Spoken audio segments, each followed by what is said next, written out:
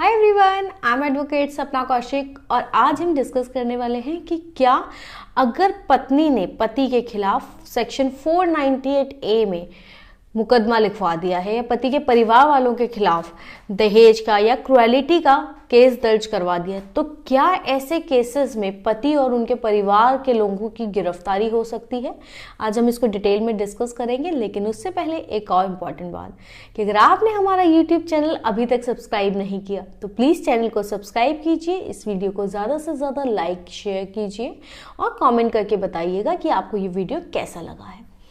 Section 498 ए में कोई भी महिला अगर उसके ऊपर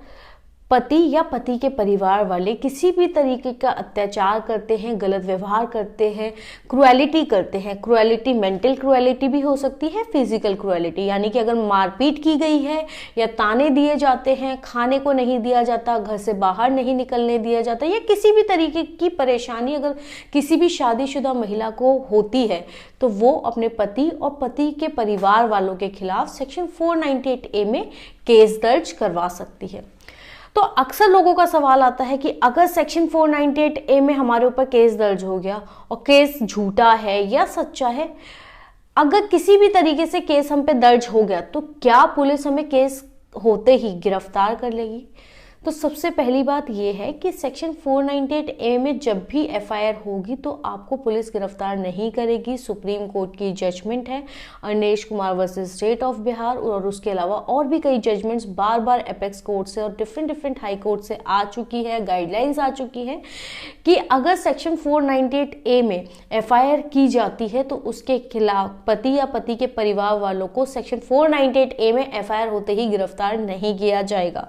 उनको केसेस में गिरफ्तार किया जा सकता है, लेकिन उसके लिए उच्च पुलिस अधिकारियों की परमिशन लेनी होगी और परमिशन के बाद ही उनको गिरफ्तार किया जाएगा। और वो भी उनको कारण लिखना पड़ेगा कि किस कारण से उनको गिरफ्तार किया गया, ऐसे कौन से रेयर सर्कमस्टेंसेस थे जिसकी वजह से उस पति या पति के परिवार वालों को गिरफ्तार किया गया। हालांकि पति और पति के परिवार वालों की गिरफ्तारी नहीं होती है सेक्शन 498 में। ये पहले की लोगों के मन में आज भी डर बैठा हुआ है कि पहले जैसे ही सेक्शन 498 ए में या किसी दूसरे सेक्शन में केस दर्ज होता था तो पति और उसके परिवार वालों को गिरफ्तार कर लिया जाता था। हमने ऐसे बहुत सारे केसेस देखे जहां पर महिलाओं ने उनके हक के लिए बनाए गए, ताकि उनको सुरक्षा दी जा सके, इसके लिए बनाए गए कुछ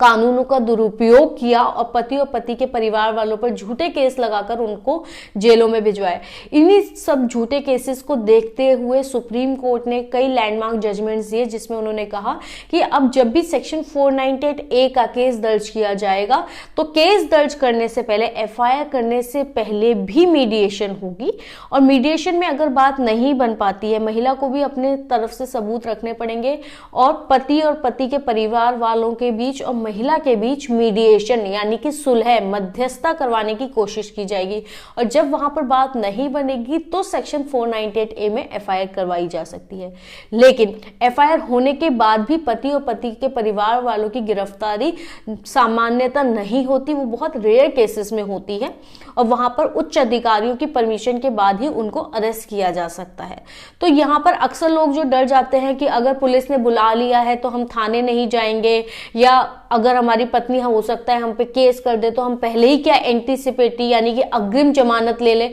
अक्सर लोगों के सवाल आते रहते हैं। तो अगर आपकी पत्नी ने पुलिस में कंप्लेंट कर भी दी और पुलिस आपको बुला रही है तो आप वहां पर जाइए, उन पुलिस अधिकारियों को अपना केस समझाइए, अपने सबूत रखिए, अपनी बात रखिए कि हमारा क्या पक्ष है, कि पति पत्नी के बीच क्यों लड़ाई हो रही है, आपका पक्ष क्या है। पत्नी अपना पक्ष रखेगी, वहां पर सिर्फ मीडिएशन करवाई जाएगी। आपको डरने की जरूरत नहीं है, क्योंकि लैंडमार्क जजमेंट सुप्रीम कोर्ट की और दूसरे हाई कोर्ट्स की बहुत बार आ चुकी हैं कि 498 में सामान्यतः तौर पर कोई गिरफ्तारी नहीं होती।